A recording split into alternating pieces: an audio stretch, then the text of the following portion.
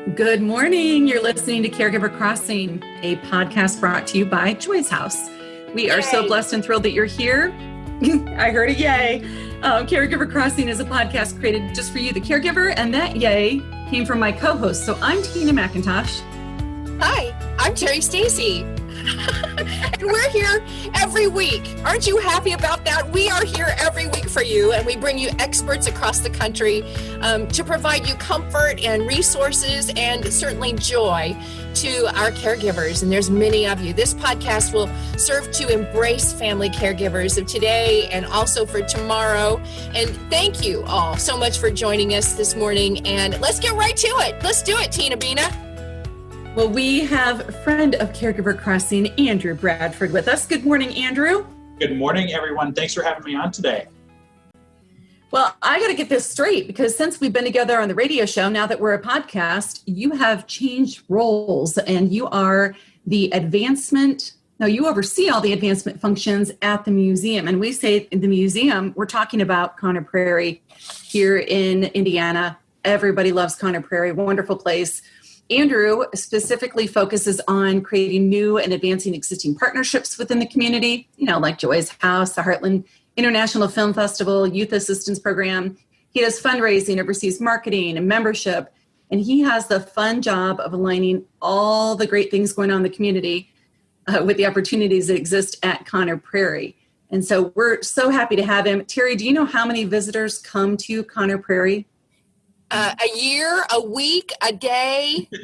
I'm going to say a year. And a year, 2 million visitors. Oh my gosh. 2 million visitors. I wish. That would be legendary.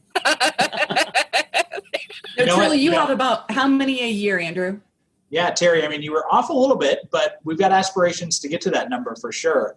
We're currently sitting pre-COVID, right? If we look at what used to be normal, and we're getting into business as the new normal, but about 400,000 visitors a year, which makes us the third largest living history museum in the country. Sits right in everybody's backyard here in Fishers, Indiana.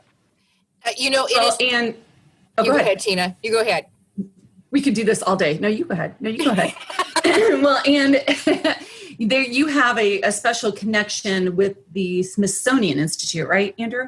Yeah, that's exactly right. So the Smithsonian, run by new Secretary Lonnie Bunch, is really a national presence, not only what they represent in Washington, D.C. on the Mall, but they've activated what's called an affiliates program. And so we are a Smithsonian affiliate, the first in central Indiana of its kind. And that gives us really unique opportunities to tap into the resources that they have, as well as the opportunity to leverage traveling exhibits that may come out, their expertise, and to try to bring a little bit of that Smithsonian feel right here to central Indiana. You opened up with some of the partnerships we form, and Youth Assistance Program and Joy's House are two of the shining bright spots for us right now. And we think about the fact that some people, they're caregivers with those who are currently have dementia or Alzheimer's. They're not necessarily going to be hopping on the plane and traveling out east or traveling out west or traveling south. And so we thought, what better way to bring things from the Smithsonian right to them in their own backyard? And that's what the Smithsonian Affiliates Program allows us to do. A couple of years ago, when I first had the opportunity to talk to you, Conner Prairie made some really big improvements to make the museum a friendlier place for those with dementia. And I'll never forget that conversation. I didn't know it existed, and it was just kind of beginning. And I thought, this is just fantastic. It really is. Talk a little bit about that and the work that you've done.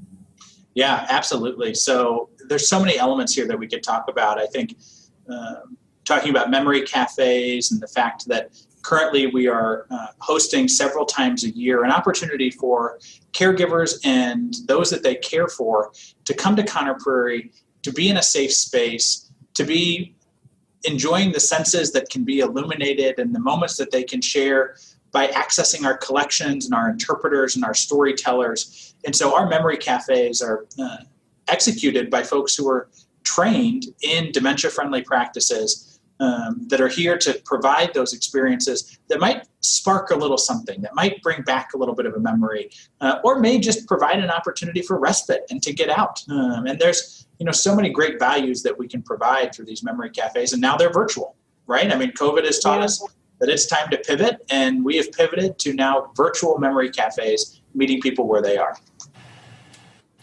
Here's what I picked up a lot from what you just said, but you said, come and have a safe space. And that is huge for, not only people living with dementia or living with autism or, whatever the diagnosis is, but for the caregiver.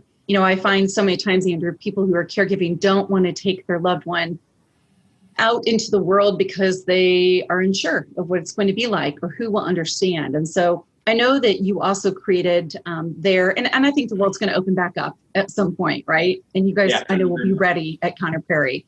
Can you talk, you still have the quiet spaces there for people too? Yeah, that's exactly right. And so this serves both the dementia community as well as those who just have general sensory challenges. And so throughout the site, we have 4 quiet spots that Anthem has been just great about supporting year over year. And what these are is this is a space where the lights are turned down. We have some caregiver boxes inside of those spaces. So whether you've got a young child or an adult who just needs maybe a weighted blanket, who might be looking for a certain scent, who might need just that moment to calm down or to recenter, right? We provide those opportunities throughout the grounds. And so those are something that we remain committed to. And it was once we started seeing the frequency of use inside of these spaces, what we did was we said, well, we need to make sure that our staff can identify and manage anytime that somebody needs us to step into a situation with them where maybe they're a caregiver and they're struggling with the person that they brought to Conner Prairie. And so our entire staff has gone through now dementia training. Dementia Friendly Indiana has really helped support this with Joy's House to say, let's make sure that you are understanding of the situation and how you can approach it with the best tact possible. It sounds perfect. It sounds like everything is just the way you want it. But going forward, what would you like to add, or what would you like to do differently, or how do you see it in the next year, 2 years when it comes to this particular topic and this particular group? I'm laughing because I know that Andrew and the team there at Conner Prairie have these huge plans for us in the coming, 30 years. And so, yeah, you've got a minute and a half, Andrew. Go ahead and tell us what you got going on. We recently went through a strategic planning process, and part of that was about recommitting ourselves to diversity, equity, accessibility, and inclusion. And so our promise statement coming out of that is that Conner Prairie is a place where the doors are always open to a diversity of voices and limitless experiences. And I want to let that resonate for just a minute because it is core to what we do right now. When we think about providing unique, engaging experiences, we want to make sure that there are no limits for anybody when they come to this organization. And so our plan for the next 30 years is to continue opening these doors to anybody who needs it, to anybody who is looking for support from an organization like ours. There are so many resources that live at Conner Prairie that people don't really necessarily know to tap into.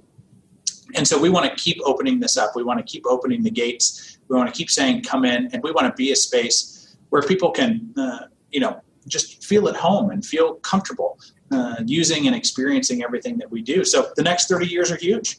But most importantly, today is important. And so we want to make sure that as we're looking down the lens of what's to come for this organization, that Joy's House, that all of our partners feel as though they've got a safe space to come and experience a world-class museum. Yeah. Well, and we love that. It's a safe place. It's innovative. It's embracing. I mean, I just can't say enough good things. And if people have not been to Conner Prairie, even now the world has opened back up a little bit, but if you've not been to Conner Prairie or you think that Conner Prairie is just for kids, you need to go. And I hate to break it to you, my friend, but you are wrong because it is for all ages. And so, Andrew, if somebody wants to learn more about whether it's the memory cafes or just anything going on at Conner Prairie, did they go to your website? And if so, what is that? Yeah, absolutely. So connerprairie.org is your first spot that you can find out all the information about what's going on here. We started designing some really easily navigatable spaces online. So you can look for fall activities. You can start looking for winter activities. And those are going to just clearly outline for you everything that you can do. Social media is another great place to learn about what we're up to. So you can check out Conner Prairie's Facebook page, our Instagram, our Twitter account, TikTok, if you do that. There's so many opportunities to engage with us. You're on TikTok? we had a grandfathered, it appears, account now that TikTok is going through a lot of the challenges it's going through. So we do have some TikTok presence, which is pretty exciting. I think about people's thoughts about Conner Prairie, and there was a time where Little Fishers, Indiana wasn't the Fishers, Indiana of today, and you felt like you had to pack a lunch and an emergency backup kit, and what if we break down? There's not going to be anything around for us to do, and the roads are all going to be dirt, gravel roads, and we've got 5,000 miles to travel. We're right in your backyard, right? So you can get to us within 10, 15 minutes from almost anywhere in the city. So don't be afraid to take that journey up to Fishers and come see us. Well, and Conner Prairie, 1,046 acres is what you have there. And it's always, is it 1823? What's the year there? Yeah, so we span a couple different eras. So we go back to 1816 when we talk about some of the native people that were here, the Lenape, the Delaware tribe. We then progress into 1816 with William Conner. We go into 1836 Prairie Town. A lot of people don't know that this balloon at Conner Prairie is actually of historical relevance. And so this balloon is all about the story of John Weiss. And did you know that in central Indiana, we are claimed to fame in the Guinness Book of World Records as having the first air mail delivery happen? It happened in Lafayette, Indiana. Boom. Right? And so really exciting. Everything is connected to history. And of course, you can go over to the Civil War Journey area and you'll see new experiences coming online in the next couple of years. It may be hard to believe, but in 2024, we'll be celebrating the 50th anniversary of Prairie Town. You know what? We're gonna help build that up with you because we love Conner Prairie, and Andrew, we love you. It's so good to have you back. Well, you guys are doing amazing work. I mean, let's not forget that. This is the podcast that you're putting together to reach people where they are, the services that you provide. This community, and especially this cohort of people, couldn't be doing it without you, Tina, and this whole staff. So hats off to you guys. Oh, we love you. All right. Well, we're going to have to let you go. Everybody, we will be back next week here on Caregiver Crossing. If you need anything from us in the meantime, you can email me at tina@joyshouse.org. Until then, take good care of each other.